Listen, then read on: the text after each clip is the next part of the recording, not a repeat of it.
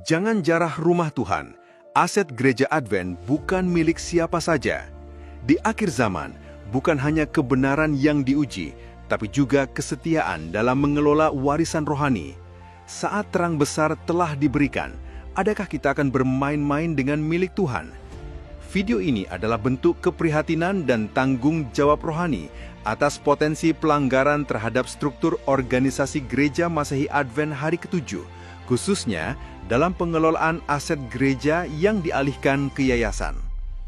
Ada tertulis, janganlah turut mengambil bagian dalam perbuatan-perbuatan kegelapan, tetapi telanjangilah perbuatan-perbuatan itu. Efesus 5 ayat 11. Aset gereja bukan untuk dipindah tangankan sesuka hati. Di tengah zaman kompromi dan kehausan kuasa, muncul satu pertanyaan yang tidak bisa dihindari. Bolehkah aset Gereja Masehi Advent Hari ke-7 dialihkan ke yayasan tanpa persetujuan resmi? Jawabannya sederhana, tidak. Mengapa? Karena Working Policy GC S34,25 menegaskan, setiap pengalihan aset hanya boleh dilakukan atas persetujuan tertulis dari organisasi minimal satu level di atasnya. ANDRT Gereja Advent pasal 18-20 menyatakan, semua urusan properti atau aset milik gereja harus tunduk meminta persetujuan resmi tertulis pada hierarki organisasi Gereja Advent, bila mana aset itu mau dialihkan ke yayasan, atau mau diperjualbelikan, atau diagunkan sebagai jaminan ke pihak ketiga.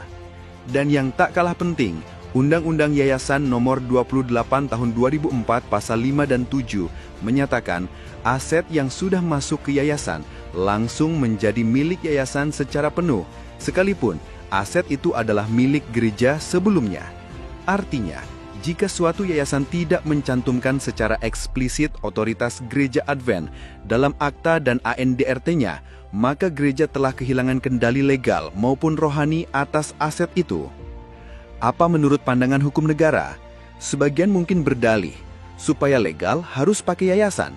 Tapi, keputusan Dirjen Bimas Kristen nomor 113 tahun 2021 menyatakan, penyelenggara lembaga pendidikan atau rumah sakit Kristen bisa langsung dikelola oleh gereja atau sinode.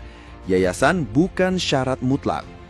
Artinya, Gereja Advent sah secara hukum untuk langsung mengelola sekolah dan rumah sakit tanpa yayasan. Tapi jika yayasan memang digunakan, maka pengurus yayasan harus mengakui GMAHK sebagai pemilik dalam akta dan ANDRT-nya. Pengurus harus tunduk pada struktur Gereja Masehi Advent Hari ke-7, bukan berdiri sebagai entitas liar yang merasa mandiri, padahal memakai milik Tuhan. Apakah gereja dilarang mengelola langsung lembaga pendidikan dan rumah sakit? Jawabannya, tidak. Pasal 5 ANDRT Gereja Advent menyatakan, gereja menjalankan misi melalui pendidikan dan kesehatan. Jadi, mengelola sekolah dan rumah sakit langsung oleh gereja adalah sah, alkitabiah, dan sesuai struktur organisasi. Jika sudah terlanjur aset milik GMAHK dialihkan ke yayasan, apakah semua sudah terlambat? Tidak. Masih ada waktu kalau mau bertobat. Solusi hukum dan rohani, revisi akta yayasan agar kembali tunduk kepada otoritas Gereja Advent. Jika tidak bisa, maka bubarkan yayasan demi menjaga kekudusan warisan Tuhan. Lihat Undang-Undang Yayasan pasal 62 dan 69. Audit menyeluruh dan transparan. Kembalikan seluruh aset ke pangkuan gereja. Jika ini tidak dilakukan, maka kepemilikan berpindah dan Gereja Advent akan kehilangan pertama, hak legal, kedua, otoritas rohani, dan bahkan pengakuan publik atas aset atau properti yang dulunya adalah milik Tuhan. Pesan rohani, apakah kita masih setia?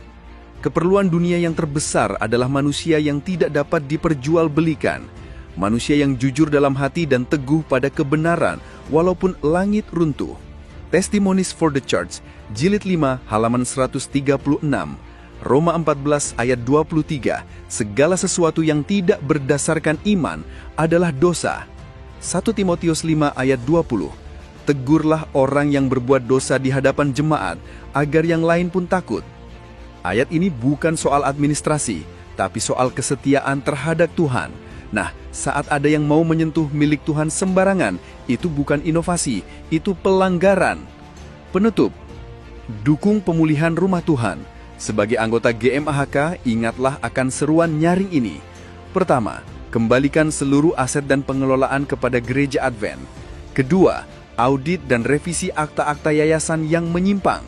Ketiga, bertobatlah secara kolektif agar Tuhan memulihkan warisannya.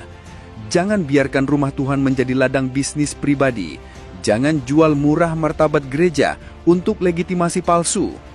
Bangkitlah umat yang setia, pulihkan kehormatan tubuh Kristus. Jangan biarkan warisan rohani gereja dijarah oleh struktur yang tidak tunduk pada tubuh Kristus.